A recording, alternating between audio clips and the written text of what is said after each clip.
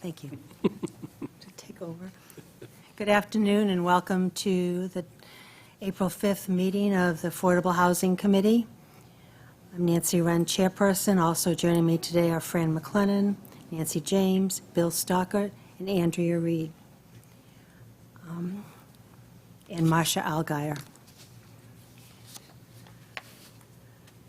Call the meeting to order, and our first order of business is to review and discuss the scope of work for the housing needs update.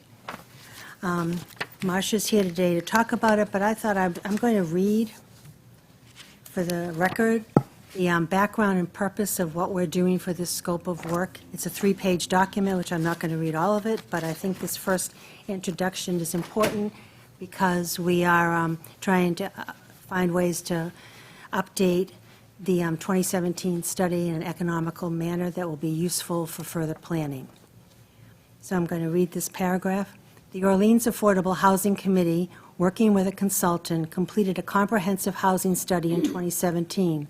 The study included a detailed assessment of the demographic, economic, and housing characteristics of the town and recommended strategies to meet housing goals and fulfill a vision for a safe and healthy community with a wide range of individuals and families can call home. On the basis of that study, the town undertook a number of actions, including establishing an affordable housing trust fund, appointing a governing board for the trust, adopting a 10-year plan for affordable housing production, and implementing several projects toward achievement of the production plan. The Affordable Housing Committee is now interested in updating this study, reassessing housing needs, and developing a new 10-year plan for housing production. Once funding is secured, the Affordable Housing Committee expects to secure consultant services to do a number of things. And we're going to go through this scope of work right now and see if all of these things are a good idea. So, but I think it's really important that we're continuing to use the 2017 study because it's still accurate. We are working on projects that were recommended through this study, and we're waiting for fruition and fulfillment of some of these products. But we also know that the world continues to change and needs continue to change. And also the Affordable Housing Trust Board has also asked us to look at the figures one more time. So this will be an opportunity for us to continue to understand the situation of housing and how it affects the economic and vitality of our town. Okay. So I'm going to turn it over to Marcia. I thought the purpose of this meeting is you all received this scope of work, and hopefully you've made some notes or something, but we'll sort of go section by section and see if there's any commentary or anything that you'd like to change. And Marcia, you can give sort of an overview, but I thought we should give everybody the chance to, just if they had some comments initially, would that be all right? Or do you want to go through it yourself? Can you hear me? Marcia. Okay, you want me to just do an overview? Well, you can sort of do an overview. I don't want to go through, read every one. And I think one thing we should discuss is probably in the second section, the deliverables, like what we expect to get from this, and if these deliverables seem to be what we really want. So, are there any general comments before we start from any of the committee? I would just say, last month we spent time going through the data plan summary that Marcia submitted and the highlights that we thought were important, and I think she's captured it greatly. I really think it's a well-done job. From what I read, reading through that and looking at the data plan summary, I think she did a really good job. Thank you, Bill. Yeah. Anyone else have any comments or any questions? I thought it was really comprehensive and detailed, and I think if we can actually move forward with this, it will be a wonderful addition, and far more pointed and specific than so many of the general plans that you see for affordable housing needs and assessments. So I'm excited about this. All right, Marcia, you see what you'd like to say about this. Okay, well, why don't I really quickly go over the 7 item on the first page, just to show you sort of the main topics or the main areas that we're going to cover. First, the 2017 study has a lot of information in it, and I don't think we need to update every single one of them. That wasn't my intent. But I would say we should pick out 2 or 3 or maybe more indicators of housing needs specifically. And I think as I've done the various PowerPoint presentations, you know that we have a table that talks about the rental unit gap analysis, basically looking at our housing stock and seeing where our needs are for housing stock, rental housing stock specifically. The other one is the cost burden table. So it looks at low and moderate income persons and estimates how many of them are cost burdened, that is paying 30% or 50% or more of their income for housing costs. So that's sort of a key need indicator. So I can see working with the consultant to pick out those 2 and maybe a couple of others that we really want to focus the update on. The intent is not to update every single thing that is in the current study. I don't think we need to do that. So one is to pick out the key indicators and look at what needs to be done to update those key indicators. One of the things that has been talked about is to looking at the needs not just of those who fit under the definition of affordable housing, that is less than 80% of area median income, but looking at slightly higher groups of people. Some people call them workforce, but basically we're talking about still low and moderate income, but maybe not as low as 80% of the area median income. So we would talk to the consultant about certainly going up to 100%, which would qualify for our community housing money, but maybe even looking at 120% or something along that lines, which is the interval that is often used to discuss family housing and workforce family housing specifically.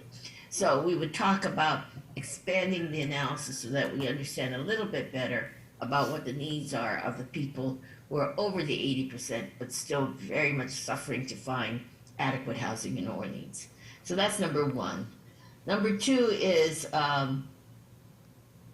one of the key things I think this is missing, just because of the nature of the data from the census, is people who don't now live in Orleans, who might want to move to Orleans, for example, those who work in Orleans but cannot afford to live here. So part of it is to try to get our arms around the unmet need of those who would move to Orleans if they could afford some reasonable rent or costs here in Orleans. So that part needs a little bit more work and discussion with the consultant, because it can be fairly, basically this will require original data collection, I think. So we can look at some surrogates such as commuting patterns, but we probably have to look at the possibility of doing some survey work or some original data collection to fill in a little bit what that data might be that we want to collect. And that's where we have to be careful, because original data collection can cost a lot if we let it cost a lot. So we need to be careful about what we set our sights on and whether or not it's doable. Marcia? Yes. I think those 2 points, though, are really key to the discussions that we've been having with the community. I mean, they lead into what, yes, we know about affordable housing, but what about these problems? And I think they will really, I think it'll be worth the investment for us to be able to answer both of those questions with some kind of certainty. Okay, so then moving on, we need to look at future needs. Obviously needs, well, I think it's pretty obvious, needs are growing, and so we need to do some projections. There has been some work. There's a regional market analysis that was done by the Cape Cod Commission that projected needs out to 2025, which is rapidly coming up on us.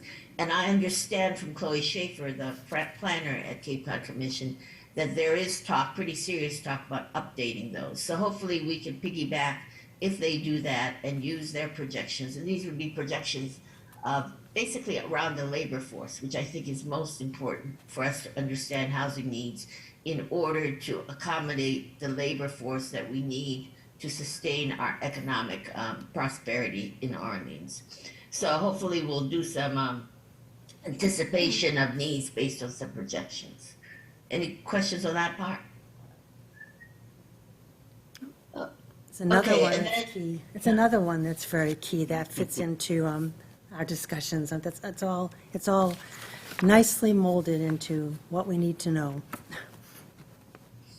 Okay, and then 1.4 is looking at maybe a little bit more refined detail. For those who remember the needs tables that came out of 2017, there is a very high homeowner need.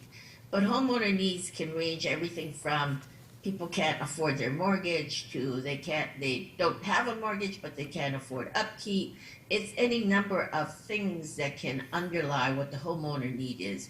Until you understand the nature of those needs, you really can't then craft strategies to adopt it. So, for example, if upkeep is an issue, then maybe zero or no cost rehab loans, we need to up that effort. But if it's a matter of older people in big houses who really could and would downsize, what would be the role of the town in facilitating that so as to free up those large homes for other people to buy? So the nature of the need is very important, especially in the area of homeowner needs. But it also would be helpful on the rental. So in order to understand the type of need for rental housing, we need to understand the nature of the need. So we would work with a consultant to flesh out some more detail about needs so that we understand best how to craft the strategies to address the specific needs. So that's 1.4. Any questions on that? Okay, and then 1.5, this comes out of a lot of misunderstanding.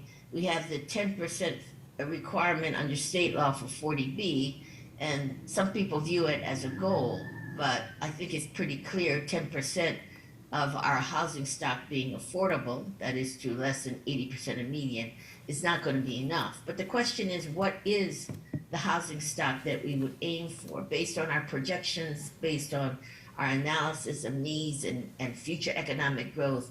What should that percentage be that is affordable to 80%, 100%, or whatever numbers we feel are the important ones, so that whether it's 20% or 25% or even larger, we need to look at that and try to establish what is a more reasonable goal to aim for. And I'm talking about a long-term goal. Obviously, we're not going to achieve that in the short term, but what is sort of the long-term vision of what affordable housing means in terms of the total housing stock over time? So that's 1.5. Any questions on that? Well, a comment, perhaps. What I'm realizing is that as the planning board does its economic development study, that is opening the door, if I understand correctly, for an update of the Orleans Comprehensive Plan. Yes. In order to do the comprehensive plan, we're going to have to do considerable visioning. So I would think this would fit very nicely into that visioning category. What kind of housing is going to support the vision that we plan and hope for our town in general? Yes, good. And I deliberately kept this sort of low key because you can undertake visioning in all kinds of ways, and many communities do a big community-wide process, and that's not the intent here. It's more for the committee working with a consultant to say, we know it's more than 10%, but how much more than 10%, so that we have some strategic goal to guide our longer-term efforts. Andrea? Can I ask, Marcia, can I ask a question? In that planning board, in the economic development conversations, the number that I heard thrown around was some communities establishing a goal at 25% affordable housing as some kind of benchmark across the country. Have you heard, or in your experience, what other communities have established? Well, it very much depends on what this long-term goal is based on. Going back to where I used to work, Arlington County, Virginia, we actually had in Arlington County the loss of moderate income private rental. And so we tied our goal to preserving the housing stock so as to minimize the loss. And that had a direct input into the vision, which was to not lose the diversity of the housing stock and the people who lived in the community. So the community has to decide what is it that you're trying to look at. If you're trying to look at accommodating workforce, then you would look at the characteristics of the workforce, wage levels, et cetera, and then say that implies a housing stock. And the economic development folks are clearly hearing that housing is a key component of any efforts to build our economic base. So I can see tying into that effort and say, okay, if we want to accommodate the wage levels of the workers we need in our community, then this is the nature of the housing stock we need, both in terms of affordability, but also how many homeowners, how many renters, how many 2 bedrooms, how many 3 bedrooms, that kind of thing. So a lot of that has to be fleshed out in terms of what is that goal we're aiming for, which I assume, given the economic development efforts, is the long-term labor force needs. Cool. Andrea? One more follow-up. And Marcia, would it, and again, back to our planning activities, so down the road, would this help inform, because people have been talking about single-family zones as kind of archaic in terms of solving these housing problems, but would this review of this study tie into any evidence either way on that? I think it would, because if you're looking at, one, I think we have to deal with rental stock, and Orleans, being a seasonal community, has a relatively low percentage of its total housing stock, which is rental. And even though everybody says home ownership is the best thing ever, we do need a big enough rental stock to provide that temporary housing that, you know, a young family might start rental until they build up some savings and be able to afford. So I think some analysis of what the size or proportion or magnitude of the rental stock could come out of this.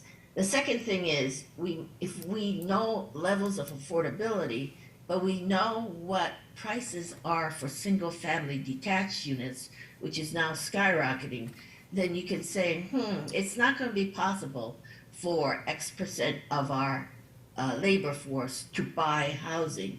That's going to take a little bit more. So that can play into whether single family is really affordable for the great numbers of the labor force we're trying to attract, or whether we need to look at smaller units, more densely developed units, such as the moderate density we're looking for in the village district, in the village center. So that, I think, can inform the type of housing, the size of housing, the tenure, that is rental versus homeowner, and other kinds of characteristics that would sort of not just say 25%, but maybe a little bit more nuanced. Within that 25%, we're talking about ex-rental, we're talking about denser multifamily home ownership, more condos or whatever the nature of the tenure market is. So that can help inform us as to what would be realistic as well as needed goals. Yeah, Marcia, that kind of feeds into what I was going to ask and comment on, is that whether you say 10% or 25% as a general goal, what I like about this particular item is it talks about housing stock goals, and you referred to it as that there's, what percentage should be rental versus homeowner? What percentage are we looking for to cover various economic levels, rather than just say our goal is to have 25% affordable housing, when you're talking about all these other factors that you referred to that fit into it.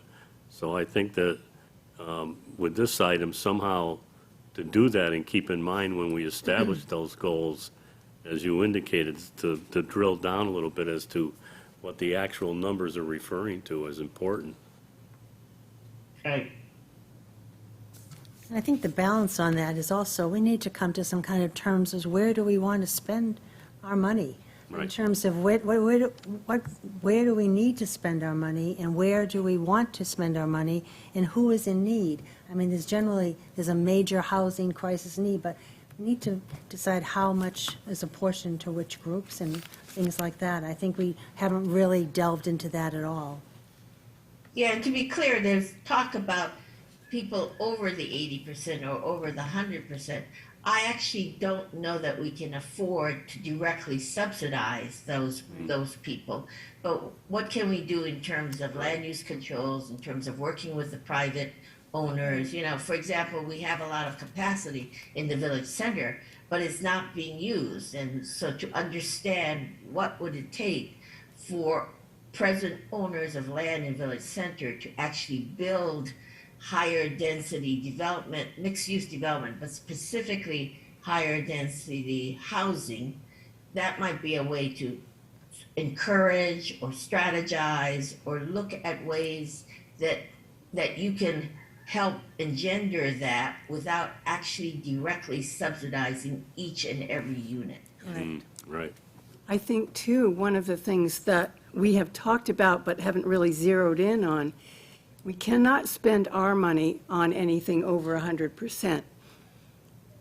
However, Right. there is the option of having another trust, a Friends of a Housing nonprofit, that could raise funds privately that could go for a different level of housing.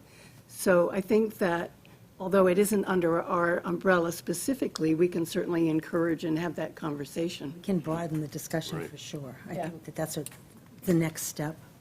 Susan? Right, and I think it's Provincetown that has basically a rental. They look at rental housing generally, not just Yeah. affordable rental Right. housing. Yes. Right.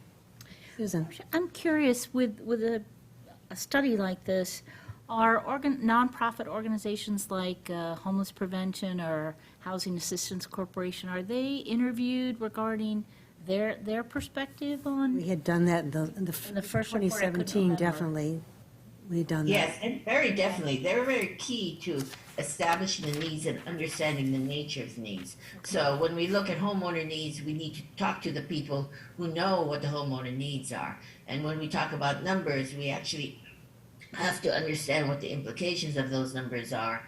And you even have to, in the shorter term, and this is more the housing production, understand the capacity of the nonprofit housing sector to get the necessary resources, federal and state and local resources, to make a reasonable goal. So they have to be directly involved in a lot of what we do.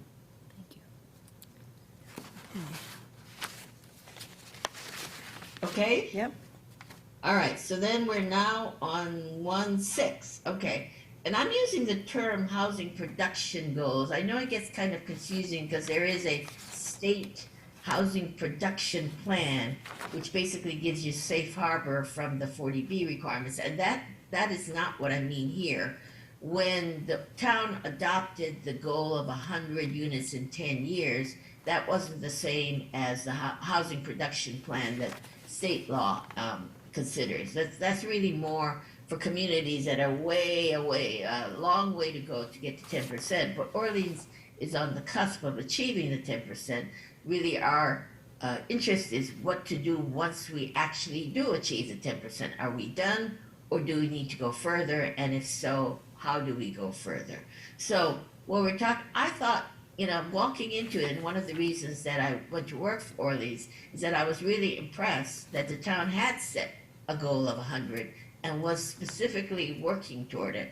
And there's nothing like a numerical, officially accepted goal to really spark action and interest, etc. So the other thing that I've been trying to emphasize in these presentations is once you achieve the 100 units doesn't mean you're done. Right. So what I see is a series of 10-year goals, and hopefully not too many, but over the next few decades, what will it take to achieve our longer-term goals? So I see sort of the next increment of a 10-year plan, and then getting into the rhythm of saying, well, this is our timing, so that every 10 years we need to reassess need, and we need to establish a 10-year plan, keeping in mind, as you well know, that production of units takes a very long time, and so you have to build that pipeline over 10 years, 20 years, 30 years in order to achieve your longer term goals. Any questions on that?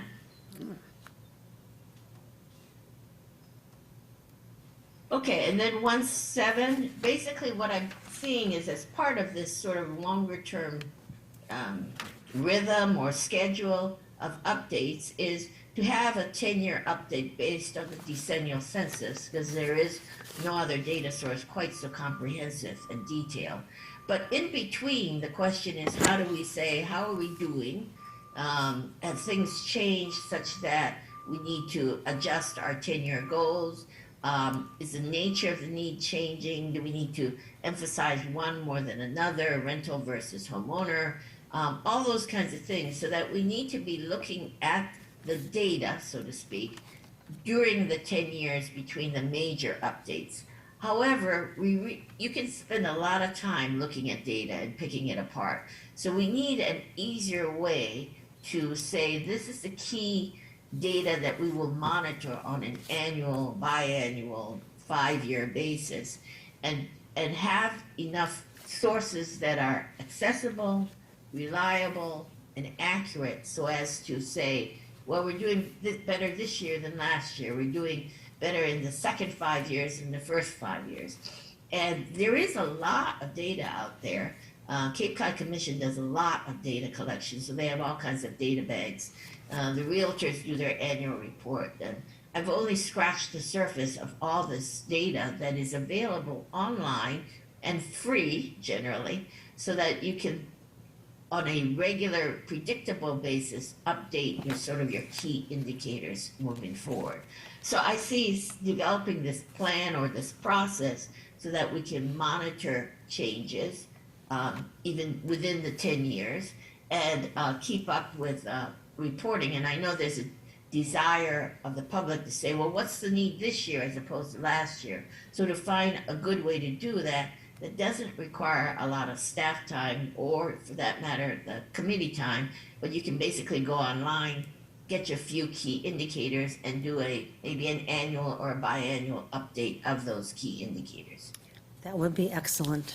I think that gives a really good overview, Marcia, and I think that this second page is more how you're going to go about doing this. Is that correct? Yeah, it's So- really, this then becomes the scope of work to put in an RFP for a consultant. So a consultant has to know what the tasks are Right. and what the deliverables are. So it takes those 7 items, which is the overall direction or objectives, and puts them in terms of tasks and deliverables. Right. I think it looks really good. I think it answers, like I said before, many of the questions that have been coming up in the last couple of months, so the I will goal, say, I've been trying to wrestle the cost. The 2017 study costs $30,000, and it has stuff that it has a lot of stuff that we don't need to update in any way, but it also was missing stuff that we want to get. So it's a bit of a shot in the dark as to how much it would cost. I came up with $40,000, allowing some room for some additional primary data collection, like surveys, et cetera. So, for example, I've been talking to George and others. Can we do a quick survey of town employees and then find out how many of the town employees live in Orleans versus not? And for those who don't live in Orleans, would they, if they could afford housing? And we could do maybe the same thing with schools, or basically some key components of our population. But that takes some survey work, and that when you start getting to survey, you have to make sure that it's statistically accurate, it's valid, and all that kind of stuff. So we would need not just the consultant to look at the data and do analysis, but really how to go out and collect data, but not cost too much money. So I think we need a conversation with the consultant as to what this data collection plan could encompass and how much it would cost to do this original data collection. So we sort of have to feel our way through it. I'm thinking we really don't want to go above 40,000, and even that, I don't know if people think that's too much, but it allows us some room beyond the basic data analysis of collecting and analyzing, and saying, okay, and we will do an extra survey here, or we will do X, Y, and Z there to come up with some data that we did not have at all previously. That's a nice segue into the fact that we need, the trust has mentioned that it would help support this. And so I think we need a motion to bring this to the trust and have them look at it and see if they might be willing to support this scope of work. I'm not sure if it's exactly ready for prime time right now, the way it is, or you need to probably work a little bit more on this, Marcia, or can we present this to the trust? You know, if you guys are fine with it, I mean, I certainly can do some edits if there are particular edits. But I think basically we can take this. Now, at one point you were talking about a joint meeting with the trust, or whether or not that would be a good time to talk about this with them, not just give them a piece of paper. But regardless, you can send a request to the trust, basically, and say attached is a scope of work that we would like the trust to fund. I would make it a, excuse me, I would make it a direct request if we're all comfortable with it. Just in the interest of time, we're not just presenting it to talk about it. Right. If we're all, we all think that from what I'm hearing, that it's an excellent plan, I think we that we should, present it as, we're here to ask you to fund this I because believe we so. support it. So if that's a motion, I'll second it. Okay. Bill, you did you get the motion, Nancy? Get that as a motion, Nancy? How about if you repeat that as a Do you want to repeat it for her one more time? Okay, I move that the housing needs assessment scope of work be presented to the Affordable Housing Trust with a request from the Affordable Housing Committee that they support it financially. Excellent. And who seconded Could it? you specify, are you willing to do the 40,000? Yes. I am, yes, I'm We have to rely on hoping you you for can that. do it for 40. I was like, And all in favor? What Sorry. you said was, Then I, very end, it's a request from the trust. oh, I'm sorry, Request from the Affordable from the Housing. committee To the trust. to the trust Gotcha. for funding. We're going to rely on you for the cost, and we'll have to see. Right. I'm sure but I agree with, so we voted, everyone, 5-0-0. I agree with Bill that we need to get this moving because it's going to, your timeline says 6 months of, since notice to proceed, so we want to get moving on this as quickly as possible. And this discussion has been going on between the trust and the Affordable Housing Committee for at least a year in terms of more data and more understanding of our needs. So I think we should just present it to them and see where it goes. Hopefully, Nancy, just question, the money that the trust has to use comes from all town monies, or do they take contributions, or I just don't know how that works, the Affordable Housing Trust?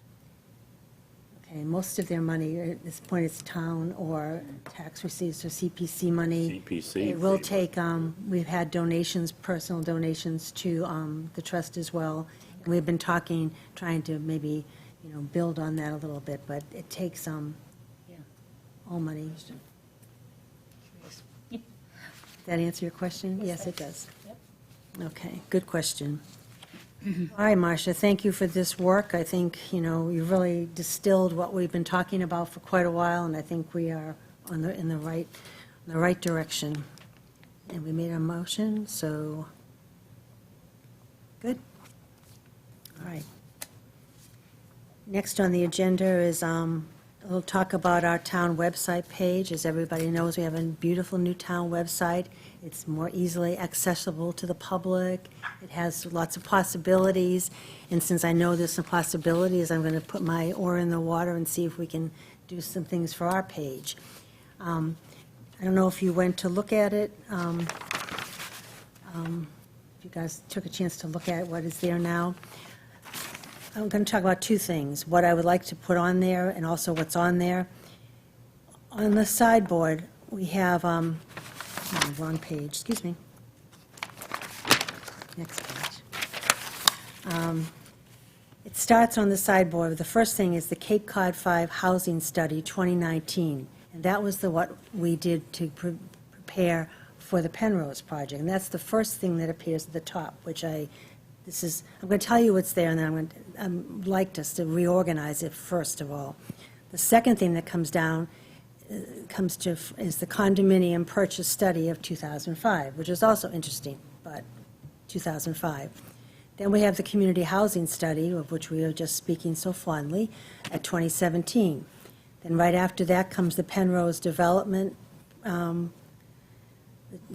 know, we had slides and things that explained how we got to that point that Marcia presented. And then we have videos of meetings, zoning bylaws, and at the bottom, it says Housing 101 Seminar, which is 2022. So my first order of business, I do not know how hard this is for Sarah to do, but that'll be my next call after we meet, is that to put these in a different order. I'd like to change the name of the Housing 101 Seminar because it sounds not exciting. What it is what to know about Orleans housing. I mean, I'd like to think if we could come up with a more catchy name that people, if they wanted to look at that, it would tell them what they were looking for. So that was, also would like to add our charge to the, our affordable housing charge. I went to the Affordable Housing Trust Board, and the two overlaps that we have with them, they have the Cape Cod 5 housing study there, and they also have the Penrose Development Study on theirs. So that is my suggestion. Is anyone opposed to the suggestion? Oh, I was going to mention the charge. I was kind of surprised the charge wasn't there. I don't know how hard it is to move them around, but I'm hoping that, I agree with your priorities, too, yeah. The other thing that's not there is the guiding principles, yeah, that would also which be a is the nice. document that was Right, approved by Board of Selectmen on how the trust and the committee work together. right. I think that would be That'd good. excellent, yeah. I wonder if we can find another name for that, too, because somehow that wouldn't be I'd like to catch people's eye that, But that's what it's called. it's called, I know. Maybe we could put trust in affordable housing, something to show that it actually, is of interest to people. Those would be two to add in there, yes. Andrea? Well, actually, I just pulled it up on the phone, so it looks even different, but you can create this any way you want. Sarah is a wizard.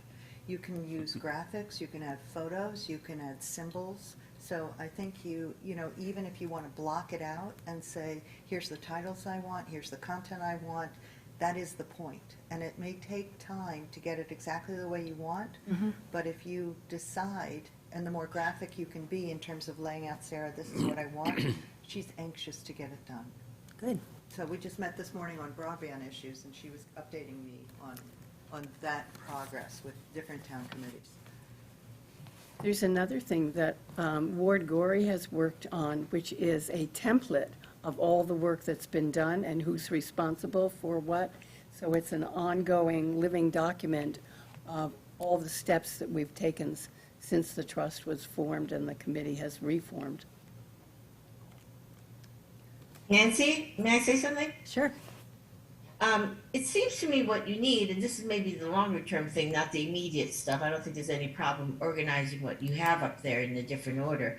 But it seems to me you need what I guess you would call a site map. That is, you need some introductory language that says, here's what the Affordable Housing Committee is. And then there might be it's sort of like a boxes coming out of it. One is about the organization, when it was established, what the charge is, what the members are. Another one is the various studies, so you would have links to all your studies, which a lot of what is on there now are basically links to studies.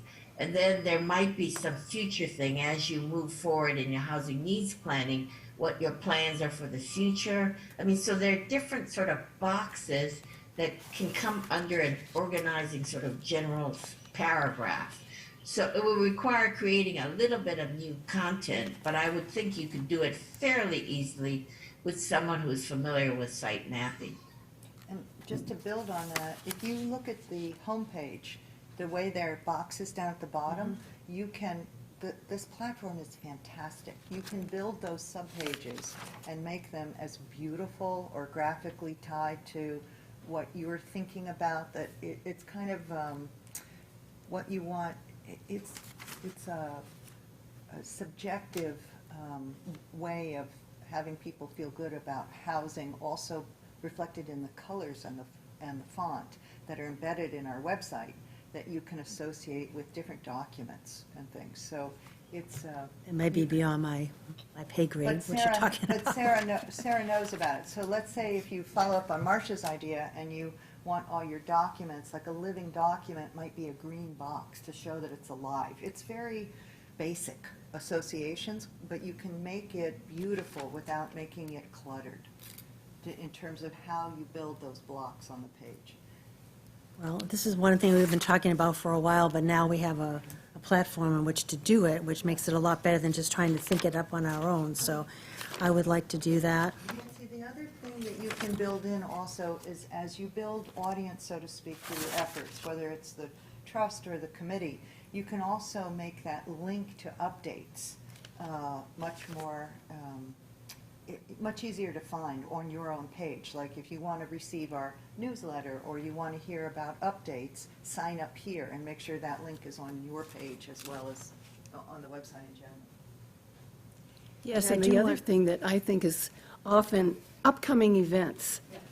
Upcoming events, I often will go looking for upcoming events, and you'd think when I open the whole thing, it should be right there in my face, and it isn't. So I think that for us to have our upcoming events very visible and very accessible would be On our excellent. page. On our page, or elsewhere, too. I also envision something like a little chart that shows, I know you have the details for awards thing, but I'm thinking even smaller, a little chart that says what's currently in our pipeline, how many anticipated units are coming, when we think they might be coming.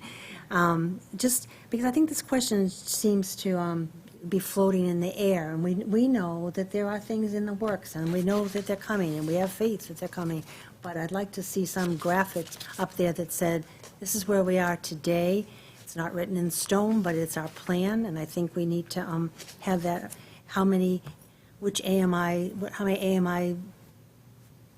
units are going to be available at this place. I think we've had this information out, but it's been in this newsletter or this newspaper article or this meeting, but I think we need to condense it. I see it as a small but very useful piece that could be right at the top that I would like to create as well. Nancy, if I can encourage you, don't limit yourself to a page.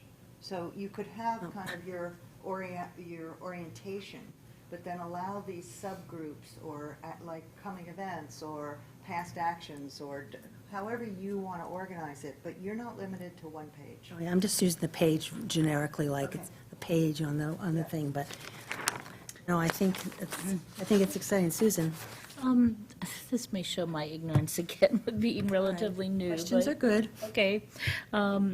With the development that's going in over near the exit ramp or entrance ramp to Underground Mall? Underground Mall. Now, that's a private development. It doesn't really have anything to do with this group, but it sounds like it's going to have moderate-priced Right. housing and maybe a couple of affordable units. Is that something that would be appropriate to put on the site? Again, just informing the public that this is the range of things that are happening, or is that inappropriate? That one might be premature. I Right, mean, I he's, think we have to he's- wait. Still. he's meeting around, he met with us, and I Right. believe he's met with other committees perhaps, but I think it'd be premature to put it Okay. on.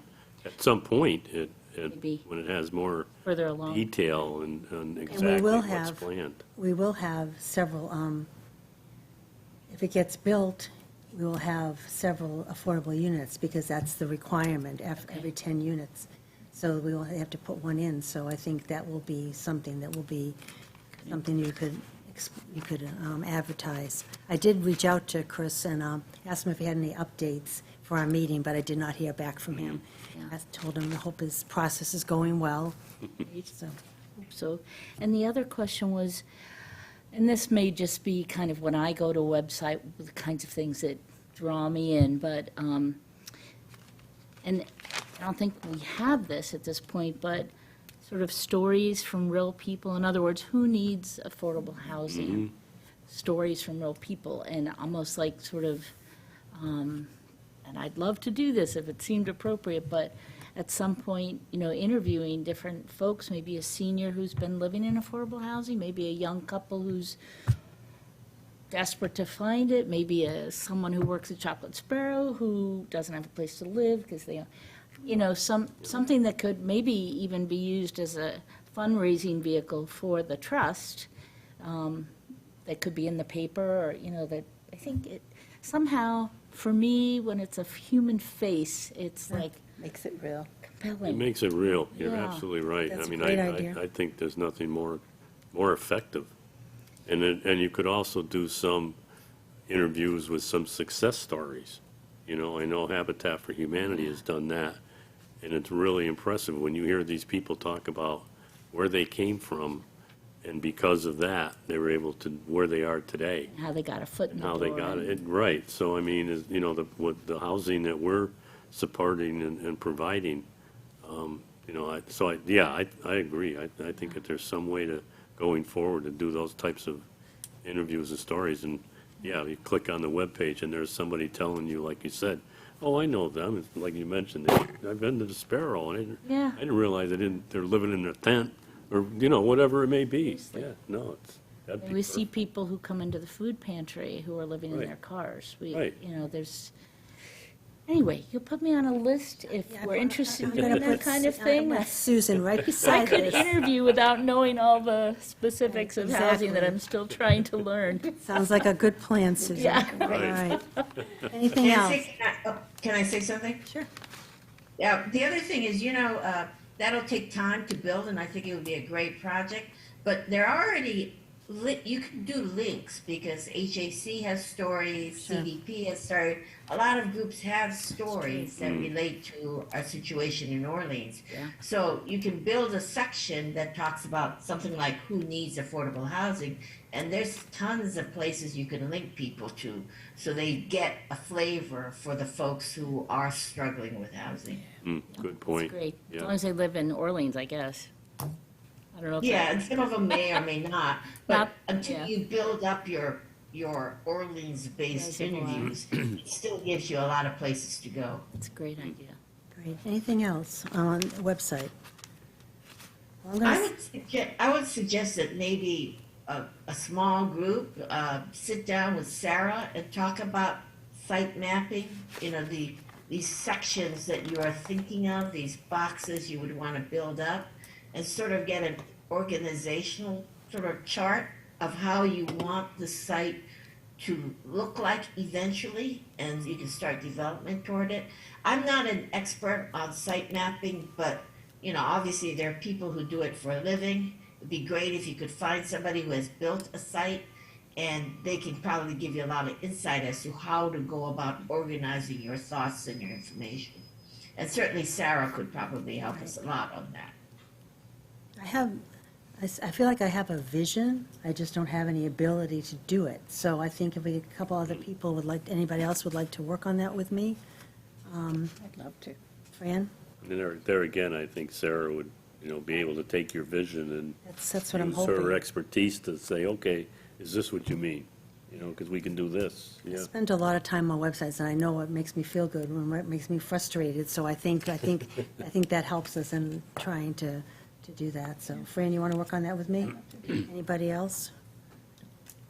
We'll give you want to do part 2, or do you want to do part 1? Would you like to work on this? Which is The site development, or? site planning, or, I'd more prefer to work on sort of Okay. developing profiles or reaching out to why doesn't some of Fran? the organizations that might And we- share their And profiles. once we had that on our website, on our town website, we had a list of places you could, if you had affordable housing issues, places to go to. I don't think it's on there anymore. I couldn't Good see it, idea. I think.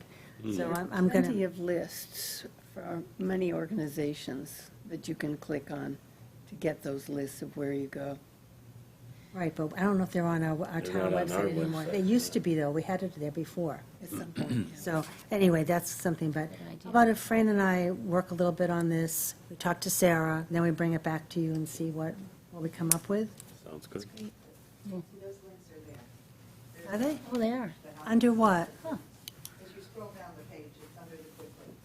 What does it say? The Orleans Housing Authority, Housing Assistance Corporation, Lower Cape Outreach Council. What's the title, though? What do you click on to get It's there? on your page. It's at the footer of the Affordable Housing Okay, I must Committee have, page. didn't go down far enough. And Good. it says quick links. Under agendas and minutes. It's under agendas and minutes. below. Well, see, I did not go with that. That would not necessarily, somebody might who, not. somebody who wanted to know that wouldn't probably go to Right. agendas and Seems minutes. like But it should have remember, its that's the own- quick search. So if you did a quick search on the homepage for housing, I don't know, what would you call it? Housing support, or it'll find this. Okay. I mean, that's the Great. new part of this thing. Having worked with people who are struggling with things, I know the easier road is the better one. Yeah. Well, thank you, Andrea, for Thank you. facilitating Being getting up to this date. going, because it's very exciting to It is. have a new website. It is. Well, all right, thank you. I think that's good. The other thing I put on was this sort of old business, but it's still hanging over our head, is we still have money from the CPC for educational purposes, that we used some of it when we supported the Penrose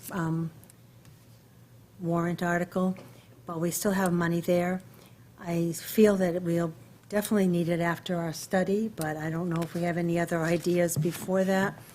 After our new study, we need it for education purposes. And the reason I brought it up again, mostly because every once in a while they ask us if we're going to use our money, which is about $3,300. And I would like to use it. But what I really see right now is an opportunity to tell the story a little bit, listening to everything I'm listening to with all of the subcommittees and feasibility studies and new projects and all the things that are going, swirling around our town. The one word that comes up in every single one is housing. And I sort of think we have an opportunity to, we're talking about the fire department, we talk about they need housing for the fire people, we talk about the schools, we talk about community, we talk about all these things, and the word housing comes up. And it's not necessarily explained, it's sort of assumed everybody knows it, but I think we have an opportunity to maybe craft the story a little bit, how this weaves into it, and why it's such an important piece of making all these other pieces be successful. And I think that might be something we might be able to work on. Housing, wages, way of life here, amenities, all those things are sort of coming to every discussion that I hear at Select Board or anything I watch on Planning Board. They're all coming together. And I think we can maybe get out front with this and maybe make some kind of a educational piece. Again, it's floating in my brain. It isn't on a piece of paper yet, but I think housing isn't an add-on. Housing is the critical piece that it impacts all of these things that we want to do in our town. And I think maybe this is an opportunity for us to come up with some kind of educational piece. Not, I don't know a whole lot about this clearly, but is this money that could ever be used to buy space in a newspaper, for instance, if you were trying to profile police department and individuals and housing needs? And I think anything, it fits education and outreach, so anything that can fit into that category, yes, Pretty that would broad. be one of them. So, I'm sure just throwing, yes, Nancy? yes. I'm here. You're here, sort of. Can I say something? Please do. Yeah, I was wondering, given your past discussion of the site, I think a really well-crafted website for housing, not only have our Affordable Housing Committee, but connecting to all the pieces of housing, would be a great way to do outreach and education. I wonder if you can just use a tiny bit of that money and get someone who can help you organize the website, and within that, create some content along the lines that you're talking about. I really That like that. sounds I like was a just really good thinking the idea. same thing, like, we're just talking about the website, and Right. now there's some money. Oh, well, let's, use it to really Exactly. create something. And the way Andrea was talking about what, all the things that you could do with the website, with color and pictures and things like that, that it sounds like you would need somebody who really understood design and how to present. but that pieces of what you might put on the website then might be used in a newspaper or, or something. I don't know, but thank you. Beautifully stated. I think that's a really nice way to blend these Yeah. two ideas, and plus, we're working on the same, working toward the same goal on both of those. Yes. Well, maybe we'll see what we come up with the website ideas and see if we can broaden them a little bit, but I think that's a good, as opposed to trying to do more print things or other things, trying to build that. So, and you can print from a website also, which is also, Right. people can do that and find out from that too, so maybe we could do it from that way. Thanks, Marcia. I think she's exactly right. If you would put your heads together first, so you keep control, and then go to Sarah and say, Sarah, how much of this can you do with the time you have? Sarah will tell you honestly if it's Sure. worth getting a different artist to work together, and that would be a way to kind of roll this thing out, so you get something really special built. Great. Great. Andrea, I imagine there's a way of tracking how many hits a website gets? Yes. Yep. So it'd be interesting, how many people read? Like, I have no idea how many people would go to the Housing Committee website and read things. Well, Sarah can tell you. That's Okay. at the back end of the thing. But also, I would also, to follow up on your idea, Susan, encourage you, once you get something built, to do a short newsletter, to do a regular touch. We call it in the industry a touch. And in the retail and service economy that I worked in for 16 years, there was a standard of how many times a year you touched somebody with a newsletter or an updated website announcement or in social media. So once you guys decide what resources and the look you want, again, this is a multi-year build-out as you grow your own capacity and your goals, I think. There's no hurry about it. But if I could also just update you on one thing, it's such a critical need in town, and that even, we're looking at the sewer, staffing of the sewer, and Suez as a company who's going to be running our water treatment plant, their employees can't find housing here. It's, I mean, it's at every level, not just the people who live here now, but the new folks that we need to run town. It's so critical that, And I think that point, to just expand upon that, I just forgot my point, sorry, on public TV. Well, no, the town keeps wanting more things. The town wants more amenities, the town wants more building, the town wants more activities. We can't think of that without having somebody to staff these. And that's, it sounds good to have all these things, but somebody has to work these And places. they have to live And to someplace. do that.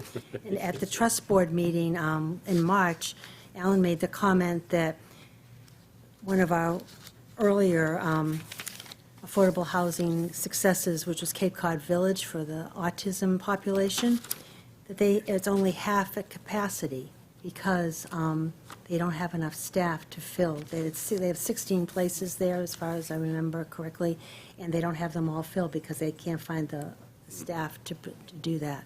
That was very disturbing when I heard that. So it's a, We it's a can live here. Right. So, moving right along here. Next on my agenda was the update from Affordable Housing Trust Board, which I just gave you one. But since that, I wrote the agenda. Katie Wibby, a longtime member of this committee, has resigned from this committee. But she still is remaining on the Affordable Housing Trust Board and on the Governor Prince Committee, so she definitely has her hand in housing, and I know that she will continue to actively support all of our work, so. So that particular item on the agenda, so I went back to look at my own notes from that meeting. That was one thing I pulled out, was about the Cape Cod Village. And the other thing I pulled out from that meeting was, written here somewhere, the HAC, David Quinn from HAC came and updated, and they've submitted their 40B review to the state, and there's a site visit on 107 Main Street in early April, so that is moving along. And they did talk a little bit about, Susan, your comment about raising money, about maybe looking at a 401c3 or something as an additional way of raising money for the trust, but that was not, it was just mentioned and not really discussed too much. So we mentioned having a joint meeting with the trust sometime. I think sometime June, July, whatever, we need to have one of those again, because there's several things that have come up that affect both of us, and we both are very interested in it. So we'll talk with Alan and see if we can set up a maybe after the town meeting and start that work a little bit.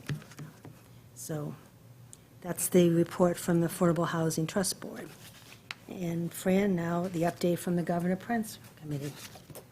The Governor Prince has been meeting twice a month, and in March, on the 14th of March, was our first community meeting, our first outreach meeting.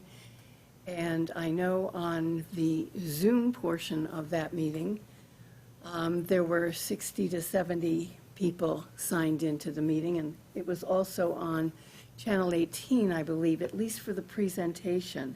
But when we divided into the working groups, that was not on Channel 18. And the next community meeting is coming up next Monday, April 11th. And that's going to be similar with some presentation. It's focused on design.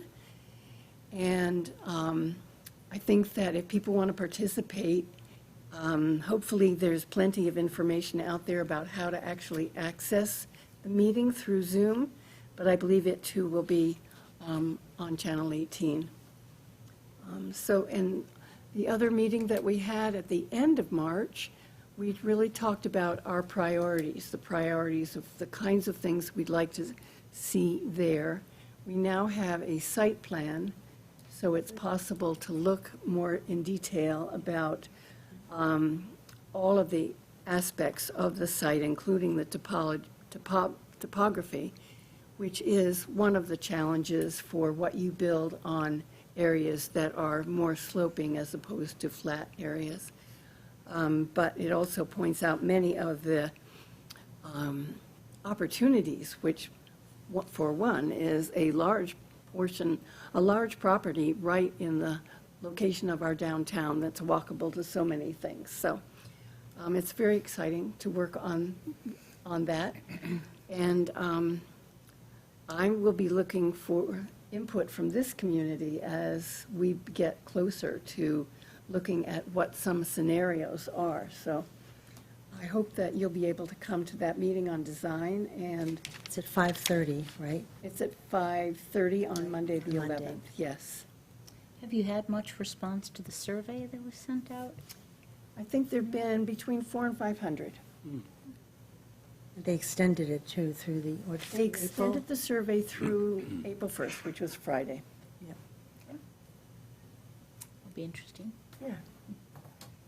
That sounds like a good response. Do they feel like that's a good response? Yes, it's not as good as we initially had with that former survey a year plus ago. That was like 700 or something. That was about 700, yeah. So, not as good as that. But we're looking to get older, younger, a diversity of people for response. So we worked hard on the outreach. Thank you, Fran. Can we approve the minutes from the March 1st meeting? There was one correction of what I sent out. Under the Governor Prince meeting, it was March 14th and not March 1st, but otherwise, very nice minutes. Do I have So moved to approve. moved? Bill, second? Second? Approved? Aye. Aye. 500. Thank you, Nancy. I also noticed on the, that your name has not been changed as clerk on the, I sent that in a while ago, but I'll change it. Oh. Rich is still the clerk, according to, Oh, on our okay. website, so I'll fix that, too. Our next meeting will be on Tuesday, May 3rd. And Fran alluded to it, one of the things we were going to talk about, there will have been 2 community meetings, plus the survey, and a lot of information will have come out during this month of April. So we will talk about this ourselves with what we see as a vision as Affordable Housing Committee people. There will be a consensus, not necessarily everybody agrees, but I think that we want to at least get that on the record, that the Affordable Housing Committee has taken a stand on. That timing will be Permanent good plans. because there's a third community meeting that will happen in May. Okay, As it stands now, it's scheduled for May 9th, but of course, that's town meeting, so we'll have to reschedule it, but it will be in early May. So if we have that on our agenda in early May, that would be great. good. So, and the other thing, we're having a visit from Habitat on that, on our meeting next May. They have some things they'd like to talk to us about, and we do already have a success story regarding Habitat. We have a Right. person One who would be a wonderful interviewee, and it's finally actually owns the house right now. It's taken all this time, since a year ago, October, but she finally signed her mortgage in March, so she is The house that definitely. we visited? Yes, the Quonset Road. Yeah, So that is, great. she's a very good example of why affordable housing works. So, anything else? Good of the cause? I entertain a motion to adjourn, please. Oops, Andrea? Before that, Report on an opportunity. As you're developing your communication, I don't know how many of you were able to attend the Citizens Forum, What We Can Each Do About Carbon Footprints on Saturday morning, but it was incredible. And one of the challenges directly to the Select Board was about engaging second homeowners who are not here very much and then fire up their big equipment, big houses for the summer, and the impact of that kind of use when many of us in Orleans are really trying to conserve. If we are successful at developing that outreach to second homeowners, that is another part of the community that you can engage in your advocacy for the housing crisis. And so as you develop and think about who you tell your story to and how, it might dovetail beautifully with some of the challenges that the Select Board has been invited to consider in our messaging about carbon neutral goals for the town. Nancy? yes. Another possible future agenda item. Homeless Prevention Council and CDP received an ARPA fund of $1 million to work on setting up a ADU, accessory dwelling unit program, which I think they're in the process of talking about. And it would be nice to know what their thoughts about what that's going to look like. Are they ready to do that yet? Don't know, Okay. I can reach out to them but they and will at see. some point. I don't, we heard about this a while ago when they, Yeah. but I didn't know if it's in I think fruition. it's taken but some talk. let's look Yeah. into it and see, How because do you that would spend be, $1 million? how do you spend a million? Is there a time limit on that, that $1 million? Do they have to do Oh, I it in don't a know. certain time? That's another agenda item, that's very good. Yeah. Anything else, anyone else? I think we got a pretty full plate for a little committee, but, now I'll take a motion to adjourn. So moved. Susan, second. Fran, all in favor? Aye. All right, thank you for joining us today, and thank you for all you.